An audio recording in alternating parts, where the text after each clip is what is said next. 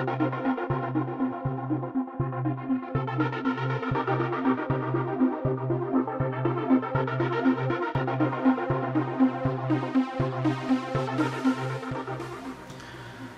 of the most amazing things that we as human beings, each and every single one of us, has the capability to do is access an infinite amount of knowledge.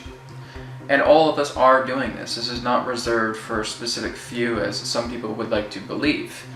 But we all do it in our own unique way.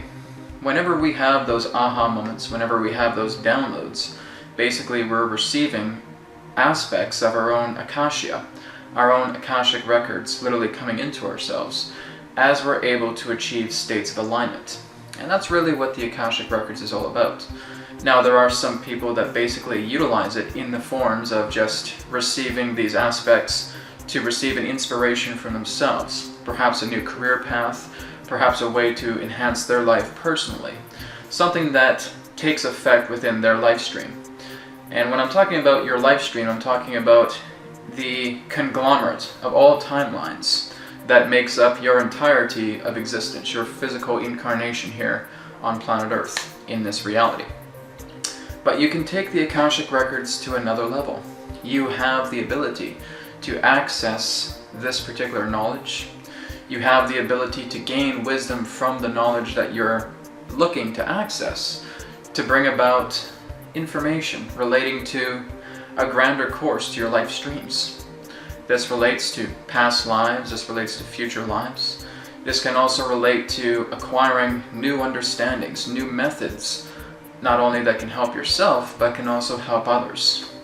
Now, this is partially what I do with Akashic Record Perspective Sessions that I do on ConsciousMatrix.com, is I'm able to go into a person's Akashic Records in a natural state. I don't need to go into any deep trance states or anything like that. And I'm literally pulling information from their matrix, from their Akashic Records, into my matrix, into my Akashic Records, to then reveal a lot of that information. So we all have the capability of doing this, but like everything, it takes practice. There are certain people that may need to literally go into deeper trance states and actually start to feel a lot of these connections on aspects of the Akashic Records that they have received permission through themselves or through another to access and to retain a lot of this information. The universe really is wondrous, and as we understand that we're just, remote vessels that are receiving non-localized consciousness, we have the ability to adapt ourselves. Just like a walking broadcasting tower, you're able to tune the dial and you're able to move into different streams of vibration and frequency to start bringing in this information. This really is what the Akashic Records is all about. When we're just looking at Akashic, we're looking at the word in Sanskrit that means the ethers or energy. And so we're just bringing in the records of the ethers, the records of the energy, and we're just attempting to translate that through ourselves. So it does take some training for you to be able to read energies, for you to be able to sense it. This is why many psychics in that sense have kind of the leading edge relating to accessing the Akashic Records, because they're already very energetically sensitive. There are some people who may not be able to do it because they're still not able to really feel the energies around themselves. They're not very sensitive to the energies. But again, this is something that you can develop. This is something that I teach. This is something that I share with everybody to how you can become a lot more energetically sensitive. But the Akashic Records really has so much profound capabilities, on an infinite scale for what we are able to manifest to ourselves. We can, again, develop all different types of methods.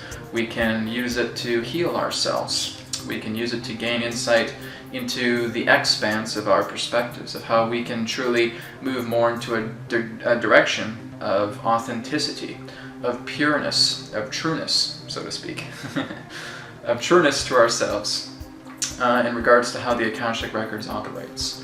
So there is a lot of talk about, people who want to get the Akashic Records courses that are out there very commonly around the internet, and that sometimes you need to kind of go into a meditative state and that you kind of envision the Akashic Records as this big gigantic library, and you'll see a lot of these other beings that are kind of like the custodians or the librarians for the Akashic Records. That's one way of going about it.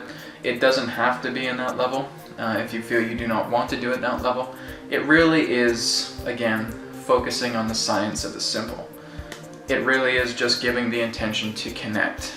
And again, if you are very sensitive to energies, you're already there. You're exactly where you need to be. For those of you who feel that you are not very sensitive to energies, you're going to have challenges attempting to access the Akashic Records because much of your senses, so to speak, that picks up energy is very numb.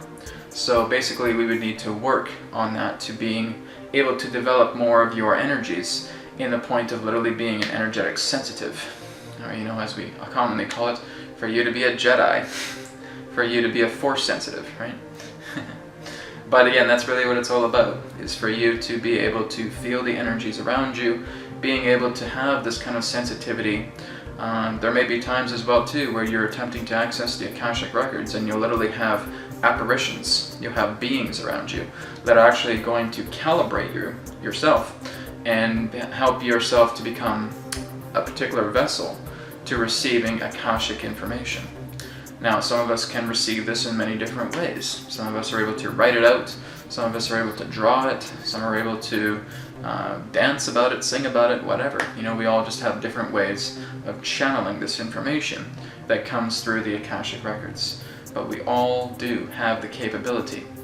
So if you feel that the Akashic Records is something that you really want to access, you feel that you really want to develop the sensitivity of your energies, you want to move more into channeling, again, this is something that I offer through private sessions. So again, you can go to consciousmatrix.com, you can check out those private sessions, you can go to the Akashic Records Perspective Sessions as well too, and look more into your Akashic Records in that way.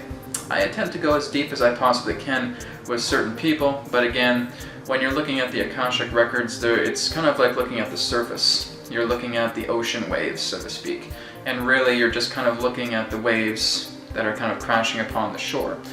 It's a little bit more challenging to go a lot deeper beneath those waves and look at something there. That really is more of the journey towards the self, looking more into your core. But the Akashic Records, of course, is very real, and it is non-localized, and it's all about us tuning into ourselves to understand that we have the capability to tap into the universal library, that we have the capability to receive information on how we can heal, on how we can get constant inspirations all the time, on how we can direct ourselves to the path of authenticity, of how we can move into assisting others, looking into their perspectives as well, to helping them along as well. But it all starts with the ability of feeling the energy, of being sensitive. That's the first step. So again, I am available. Thank you very much for watching. Feel free to check out consciousmatrix.com. I'm Brad Johnson, and I will talk to you again very soon. Take care, namaste, and may it be well with you. Goodbye.